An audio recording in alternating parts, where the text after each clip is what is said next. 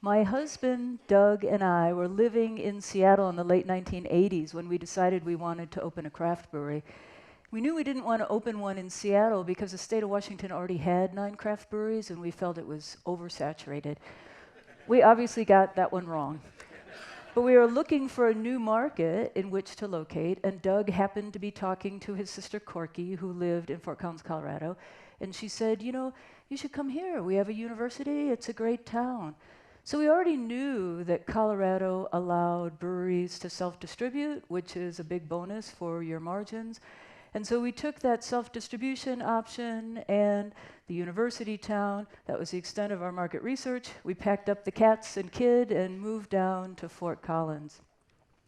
When we got there, we connected with a realtor to have him show us some production site opportunities we could use for the brewery. And when we told him what we were doing in opening a craft brewery, he paused and he said, but we already have a brewery in town. And in fact, we had an Anheuser-Busch plant. Doug and I felt fairly confident that our model would be significantly different from Anheuser-Busch and we could be successful while we were there.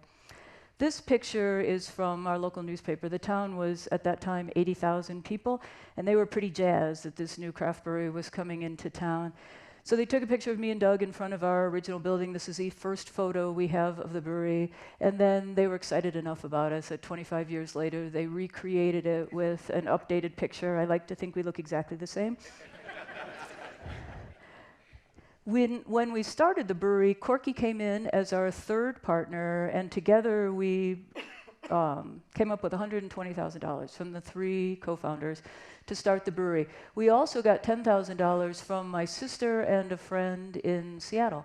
So we got through our first full year, and I'm looking at our statements, and to our amazement, we actually are profitable. And we were thinking, this is pretty good.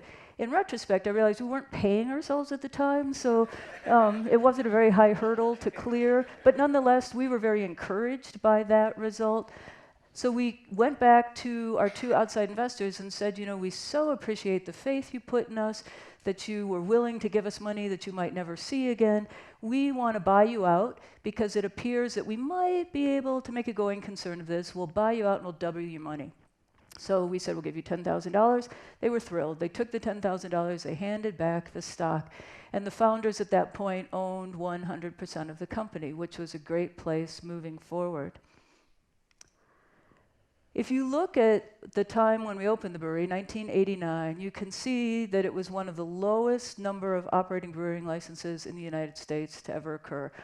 There were less than 200 at that time. And after Prohibition ended, when there are obviously no breweries, a number of the small regional family breweries were able to reopen, and they survived for a short period of time, but as larger breweries started to consolidate and get more power, they put all of those smaller breweries out of business. So by the time we get to 1989, there's not much going on in the beer industry. It was both a great and an awful time to open our business. Awful because there were very few resources, very little information, very little good production equipment at that small scale. Great time because we got in right before the craft beer industry really took off. So being an early entrant definitely has benefited us over the long term. We distribute our beer in 18 states right up and down the center of the country. So if you don't live in that distribution area or frequent it, you will never have seen our beer on the shelves or on tap in your markets. We like the idea of having a smaller distribution area. We like deep rather than wide. Our jokes originally when we started were, don't worry, you can't get it, because we were only in Colorado and Wyoming, and that morphed into we only sell beer in states where nobody lives when we added South Dakota and Idaho, and now we're a little more spread out. But in fact, 65% of our volume is still distributed in the state of Colorado. I think this graph, this shows our volume of barrels shipped every year over our 30-year history, and I think this makes us a poster child for paced growth. We had positive growth almost every year during that time period, some more growth, then less growth, but we never were significantly down or even really barely down over a 30-year period. If you compare us to our industry, Odell is the gray or green brown line there. And the Brewers Association, our national independent craft brewery trade association, is a red line. This is a percent year-over-year growth chart, and you can see that over the 20 years it models, Odell Brewing Company pretty much followed the trajectory of the craft beer industry as a whole. We were more likely to overperform rather than underperform, but we follow it, and I like to think that's a result of us picking the best bets and ignoring the worst, and being thoughtful in what we chose to invest in. So what I'm going to share today is 2 times when we weren't doing so well in the industry, 2 times when we underperformed the national craft beer industry growth. I'm going to start with 2003. In 2002 rather, we were up 12% and doing really, really well. 2003, all of a sudden we were down 0.1%, and we didn't know why. So the founders and those others working with us, were looking around the room, what should we do differently? Our model had worked perfectly for our first 15 years in business, and now we were dead in the water, and we didn't have any ideas on what we should do differently. So we actually reached out and brought in a guy from the industry. He'd worked in all sorts of different capacities. His name was John. And the first thing he did when he came into the brewery was introduce us to his advertising agency that he had been working with at his previous firm. And they came in and did some intensive interviews, both with our coworkers and with our customers or potential customers down in Denver, which is the closest large market to Fort Collins. What they heard inside the brewery was, across the board, the same message. We make high quality beer, it's really consistent, it's a family-owned business, it's nice to work for. When they went down to Denver, they heard 3 things. They heard, we have no idea who they are. They heard, oh, that's a non-alcoholic beer. And they're thinking O'Doul's by Anheuser-Busch. We are definitely not non-alcoholic. And the third was, well, they make really consistent beers, they're high quality, and they're pretty tame beers. They're a nice company. So we took that feedback, and obviously quality and consistency are things that we can build on and work with. Nice, not so much, although we are a nice company, and we do believe it is a strength of ours, so we carried that forward too. But on the quality side, we realized what we had been making since we started was English-style ales, and English-style ales compared to American craft beer tend to be lighter, milder, less hoppy, lower alcohol, and they're lovely, they're easy drinking. And we started looking around and saw that the rest of the craft beer industry was starting to move toward making more hoppy beers, specifically in the Pacific Northwest. So we thought, we make quality English-style beers, we can make quality hoppy beers. So our first attempt was a pale ale, that the year we brought it out, it won the gold medal in that category at the Great American Beer Festival, which is the largest national beer judging competition. And then the next year, we came out with our IPA, which some of you may have enjoyed last night. And that beer won gold medal in its category at Great American Beer Festival. And in the subsequent year, won gold medal at the World Beer Cup, which is the world's largest beer judging competition. So we knew we had something good going here with applying quality to more hoppy beers. And in fact, now we are not known at all for our English-style ales. We are known as one of the best hop-forward breweries. So that was a successful transition. The second thing that the ad agency helped us with was recognizing that while we had high-quality beer in our bottles, we were not conveying that message with what we had on the outside of our bottles. These are our original labels. You can see they're lovely. The 2 on the right are literally clip art. They're that bad. So we had a lot of room to improve on coming up with new graphics. And the ad agency connected us with a graphic designer who created a whole new template from which we have built over the last 15 years. And this is more what our bottles look like at this point. It obviously is a much clearer message that matches more completely with the quality of beer in the bottle. So things were going great here, and we had a couple years of success with these new brands. We brought out our pragmatic innovation to come up with a product that we weren't doing before, but that addressed the market. And then in 2009, John resigned. And I would characterize his reason as being bad culture fit and he had ambitions that exceeded what Odell Brewing Company was able to provide him. So he left. No big deal, except he left with a huge chunk of cash. Because when he came in, we were so excited to get this executive that we signed an agreement that gave him a chunk of equity in our company. And the performance requirements to earn that equity were absurdly minimal, and he earned it. And when he left, then we had to pay him off for his shares. And it was an outrageous sum of money, but we reluctantly realized, and still do, that he earned every penny of it. He really was able to come in and get us to change our mindset about how we needed to operate as a company and what our strengths were and how we could carry those forward to success. So we should have hired him as a consultant. We gave him equity. Nonetheless, he left. And the good part that came out of it is the three founders now own all of the company again, which put us in a great position moving forward. So at this point, we continued to grow for several years, and by the time we got to 2013, we realized that the founders needed to really start thinking about what the next phase was in the ownership of the company. I'm the youngest of the three, so we were not early to this conversation. But we sat down and we talked about what was most important to us as founders of this company that we wanted to carry forward, and we came up with three things. The first one is we wanted to maintain the cultural legacy we'd created. We had this beautiful company that we had created with our coworkers. We loved the way it operated. We loved how it connected with its consumers, and we wanted that to continue into the future. And so the best way to continue our cultural legacy, we felt, was to transfer ownership to the people who had helped us build it. So obviously we're looking at an internal transaction at this point. So the third piece we were concerned about was maintaining financial stability, because it can be really tough on cash flow when you're doing an internal transaction.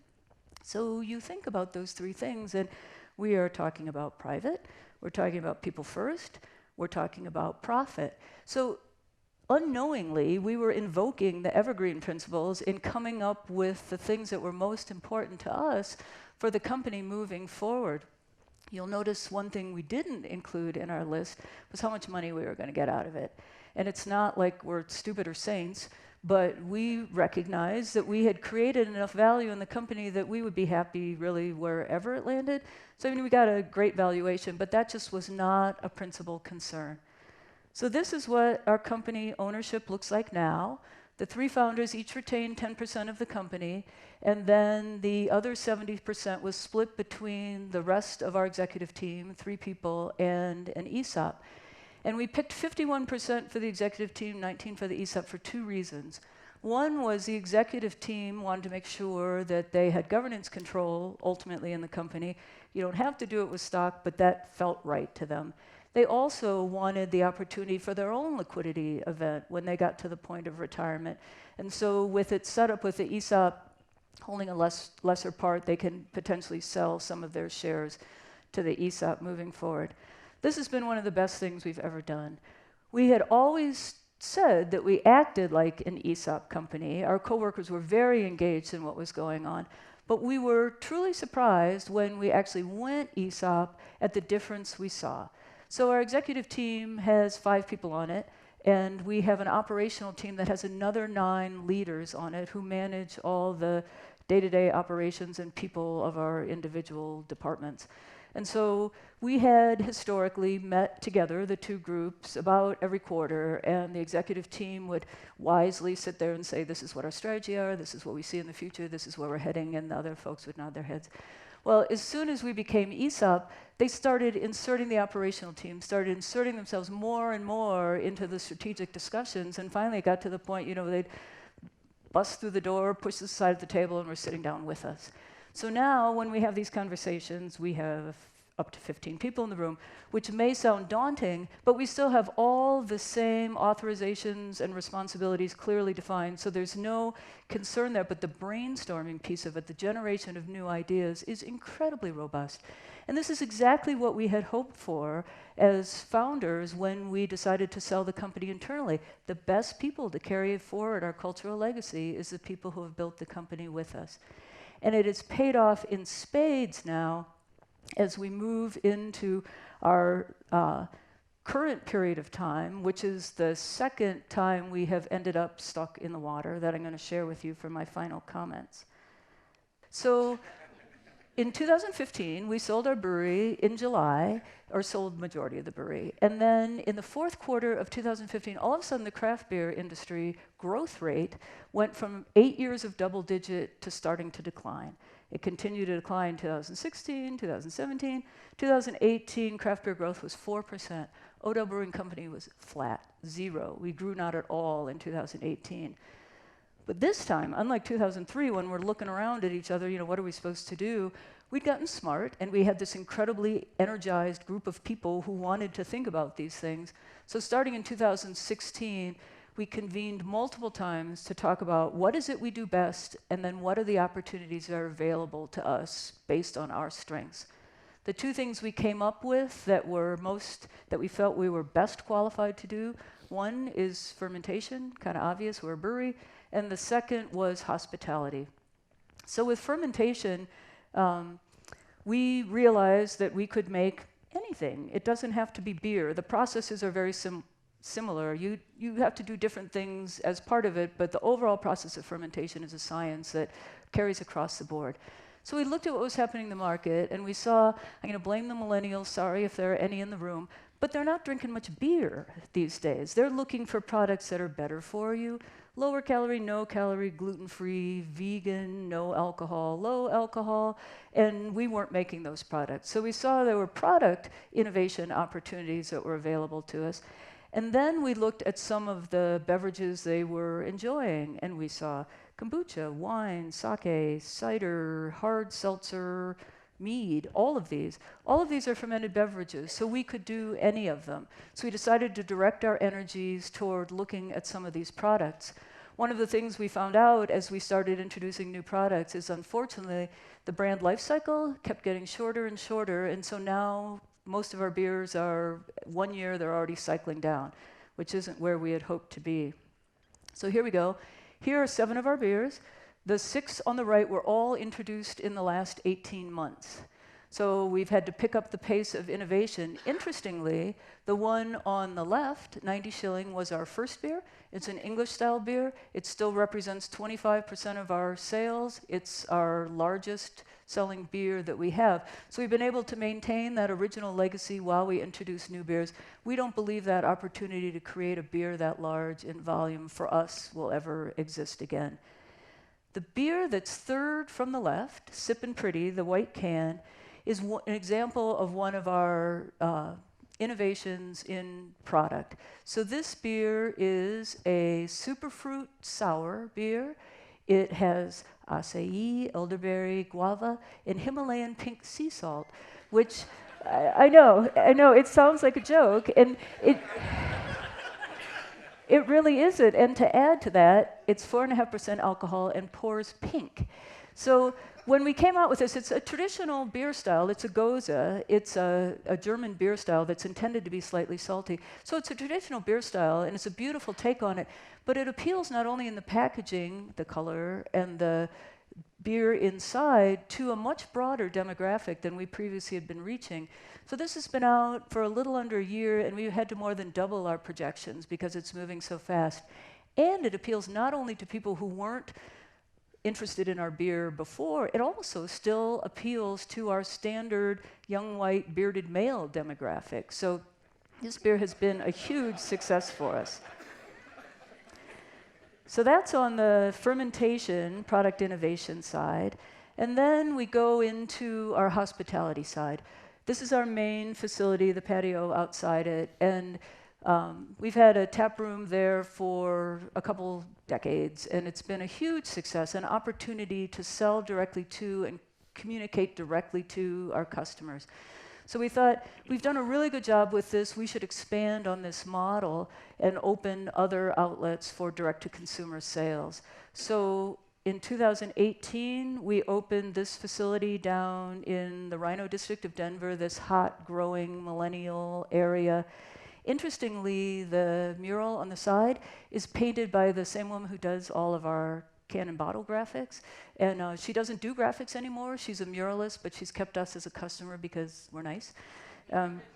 And we saw 140,000 people come through the door of that facility in its first full year of operation. We have just signed a lease to open a second, actually it'll be our third brewery tap room in another hot area of Denver. This one will be a brewery tap room and pizza restaurant because it's a up and coming millennial neighborhood. They all have kids, and we figure the pizza will expand our customer base for that.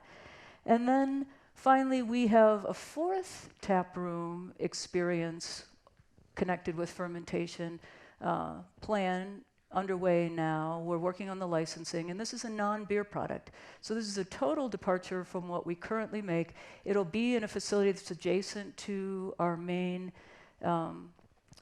production site, and we will then end up with 4 tap rooms, 2 different products, and have essentially a huge marketing arm in that component.